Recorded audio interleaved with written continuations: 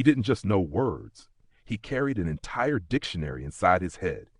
Every definition, every spelling, every obscure term you've never heard spoken out loud. It started quietly, almost invisibly. In a small room filled with the dry scent of paper and ink, a man sat day after day with a single book open before him. No cameras, no applause, just thin pages, tiny print, and time. While most people skim words and forget them moments later, he stopped at each one, letting it settle, turning it over in his mind like a stone in his palm, not rushing, not forcing, simply absorbing. At first, it seemed impossible. A dictionary isn't a story.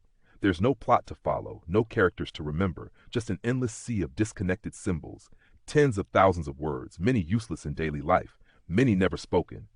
Yet somehow he began to recall them, not randomly but precisely, page numbers, definitions, even pronunciation guides. The secret wasn't raw intelligence, it was architecture. In his mind, words became places, hallways, staircases, rooms filled with strange objects. A rare word might sit on a dusty shelf beside a broken clock. A common word might be a doorway he passed through every day. Each definition was anchored to an image, an emotion, a location. Memory wasn't storage anymore, it was navigation. Midway through his attempt, doubt crept in. Friends questioned him. Why memorize something you can look up in seconds? Why carry this weight? For a moment, even he wondered. Then came the test. In front of observers, he was asked to define words chosen at random. Ancient words, technical terms, words so obscure they sounded invented. He answered calmly, accurately, again and again.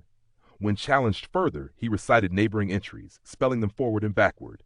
The room fell silent. Not because it was flashy, but because it was undeniable. But the climax didn't come with applause. It came later, alone, when he realized something unexpected. Memorizing the dictionary didn't make him smarter in the way people imagine. It made him slower, more attentive, more aware of how fragile language really is.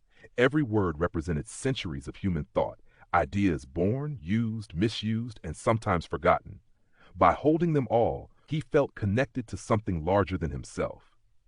He eventually stopped adding new words, not because he reached a limit, but because he understood the point. The mind isn't meant to hoard information. It's meant to shape it, walk through it, and choose what matters.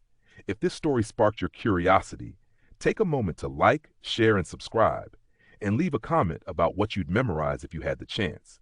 Your support helps this channel grow, one unforgettable story at a time.